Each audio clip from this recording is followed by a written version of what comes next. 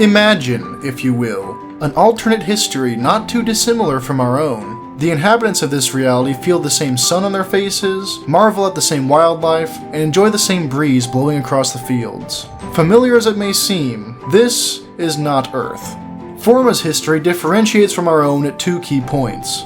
First, something happened during the breakup of Pangea that caused the world to look like this. Maybe the squirrel from Ice Age farted or something, I don't know. In any case, the continents don't form the same way. Second, the rest of humanity is outpopulated by astrology hoes and some presumably very desperate men. Thus, the nations, landmasses, and oceans of Forma were named as follows. We've got Libra, Orion, Ursa, Aquila, and so on and so forth. Centaura takes place on the titular continent, specifically between these two silly little guys. Long story short, Corvus, with the backing of the Antarian Empire, is trying to take a strategically valuable stretch of land that Cetus had annexed a few years prior. You play as a nameless cog in the war machine as you charge bayonet first into the meat grinder known as Centaura. As the air is split with gunfire and artillery rocks the earth, a somber message seeps unbidden into your head. Only the dead have seen the end of war. But before that, a message from today's sponsor. Yes, my evil plan is almost complete. Soon they'll all rue the day they crossed me. What? Power outage detected. Security systems activated. Power restored. Ow! Oh!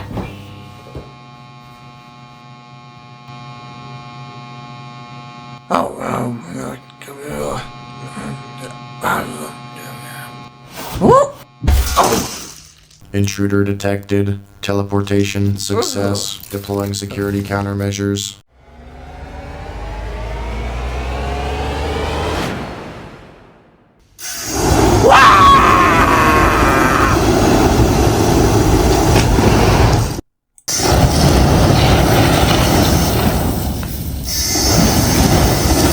Has this ever happened to you?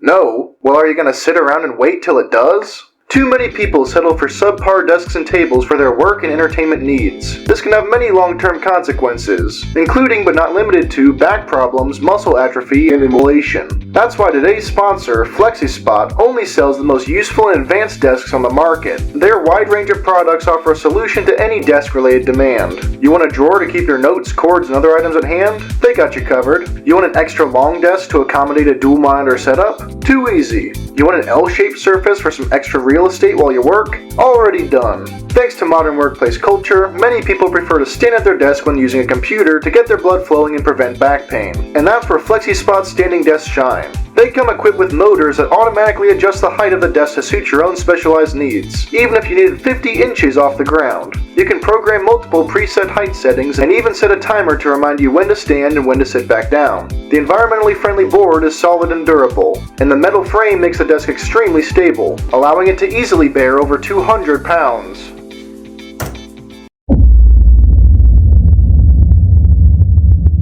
I got mine in black and mahogany, but you can choose from black, white, maple, and more. To top the whole thing off, the desk is super easy to assemble. It's just like building a Lego set. If you're tired of sitting at your inferior desk for long periods of time and you want an affordable, convenient, and healthy solution, check out FlexiSpot using the link in the description and get up to 70% off for Black Friday. Some lucky customers will even get their entire order for free. Go ahead and give that link a click, and we're back into the video. So, I know what you're thinking, because it's the exact same thing that popped into my head when this game was first recommended to me. Oh great, yet another World War I inspired trench game. And you'd be right. Almost. Centaura might incorporate elements from familiar titles like Trenches and Entrenched, but it also throws its own twist on the genre using its lore-dense universe. As I mentioned before, the game Centaura focuses on the battles fought in the Antarian Empire's conquest of the region. There are currently 3 of these battles in-game, and each has its own objective system that makes it stand out from the others. The first to take place chronologically is the Battle of Blackton. When Cetus seized southern Corvus by force in the 1880s, one of the cities they took was Blackton, a boomtown that had profited from the mining and processing of the region's rich iron and coal deposits. After it fell into enemy hands, the Corvan economy suffered greatly and many of its citizens were pushed into crime and poverty. Therefore, retaking Blackton and the lands around it became a primary objective in Corvus's conquest of its former territory, and they attacked the town on the outset of the invasion in 1908. The map itself follows a simple 3-lane design with some narrow alleyways connecting them together. The C point is located in a mine shaft and occasionally hosts loud, fast-paced close quarters combat. The B point is in the middle of a long road and exposed to snipers on both sides. And the A point is just a diet version of the B point. Blackton uses a domination type game mode, where you have to capture the objectives to deplete the enemy's points. The more objectives you hold, the faster you win. Nothing groundbreaking here. Blackton's probably my second favorite map, mostly because I like to sneak around these little alleyways and kill people with a shotgun. Each team also has AI machine gunners guarding each spawn. They can shoot backwards through their heads, and it took me way too long to figure out that you can't damage them. Hey, editing Skit here, they just updated the game and added these like explosive barrels around the map that you can shoot and blow people up. That's pretty cool. Next up is the Battle of Coastal Battery Q. Lore-wise, Cetus has a well-equipped but undermanned army, instead allocating most of its resources to its exceptional navy. The only problem is, all the fighting's happening on land.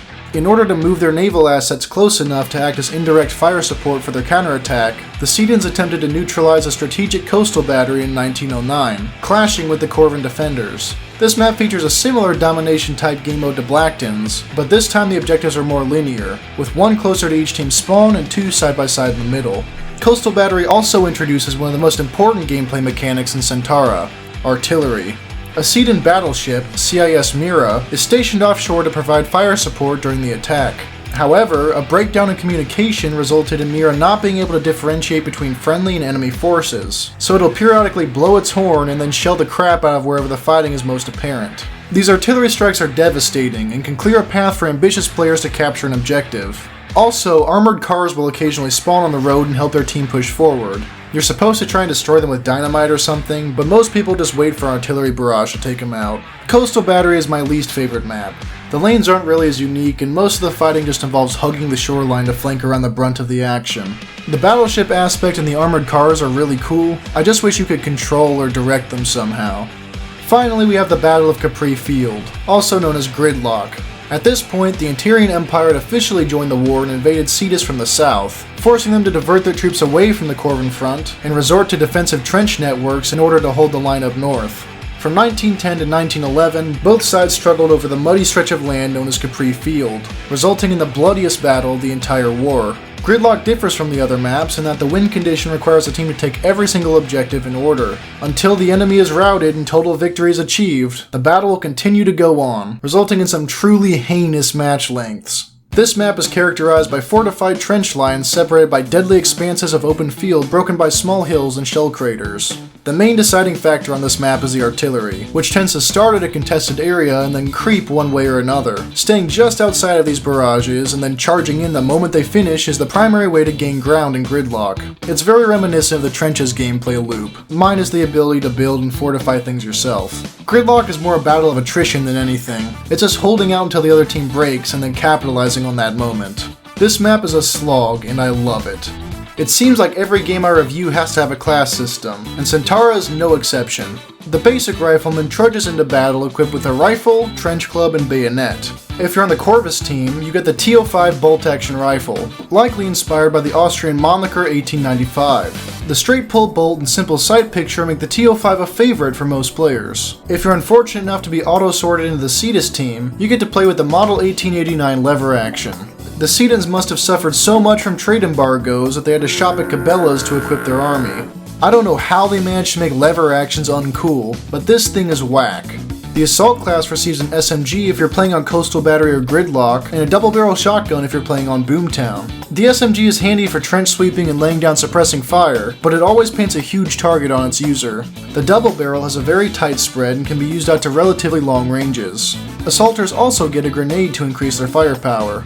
Grenadiers are riflemen who left their bayonets at home but make up for it with 3 extra grenades. There aren't a whole lot of use cases for this class, but it beats being a rifleman. Medics are riflemen who lose their bayonet in favor of a bandage that they can use to heal themselves and others. People are always getting shot and calling for a medic, but nobody wants to play as one, so it's the most likely special class to be open in the heat of battle. Officers get a single-action revolver, a saber, and a whistle. The pistol isn't bad, it kills in 2 shots and has a faster fire rate than rifles, but the saber is where the officer shines. One of these guys can do some serious damage if they slip into an enemy trench undetected. I don't think the whistle actually does anything except for signaling your team to charge, but coordination is important if you want to win. Officers cost 50 points to spawn as. Flamethrower soldiers cost 100 points to spawn as, and they're worth every penny. I see them more as defensive units who can pop out of a trench and fry a bunch of enemies without exposing themselves for too long, but they can also be devastating in an offensive role if you can get close enough. Because the flames are so deadly and difficult to dodge, enemies who are close to the flamethrower will most likely try and run out of its range instead of immediately fighting. The only downside is that this class is always taken, so you might have to wait a long while to pick it.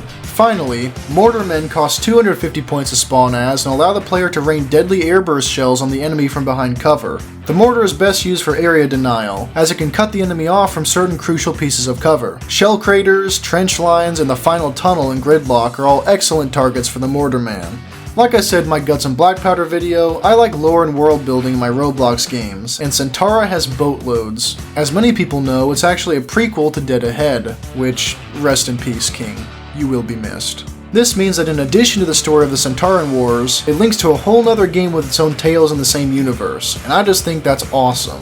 There's a guy in the Centaura Discord server called Hands and Deck who makes these amazing propaganda posters and cartoons about the conflict. It shows how invested the community is in this game, even in its shallowest phase. The artillery that's present on Coastal Battery and especially on Gridlock really adds to the atmosphere of the battle. Your teammates scream a warning before the field is devastated by a seemingly endless chain of explosions that mulch anyone unfortunate enough to be caught in the kill zone. If one of these shells strikes too close to you, your character will get tinnitus for the rest of that life. I like the artillery, and I think that's one of the defining features of Centaura that makes it stand out from similar games. However, I do wish there was some way to actually hide from it, like not even the main trenches are safe. You can buy a flamethrower, spawn in, and die within the first millisecond because an artillery shell landed right next to you in the spawn area, and that sucks. Also, the game is generally laggy. I haven't experienced any lag spikes that lasted longer than 1 or 2 seconds, but each game has consistent small ones, mostly on Gridlock. During these spikes, everyone freezes and you can score a couple of free headshots, with the flip side being that they can also hit you. It's bad enough to cost the game at least 1 point in the final rating, so I hope they fix it soon. The loading screens between matches are cool. They give you an operational map and a little bit of lore on the battle you're about to fight. At the end of a match, it does this thing where it states the victor and the amount of dead, like dong, dong, dong.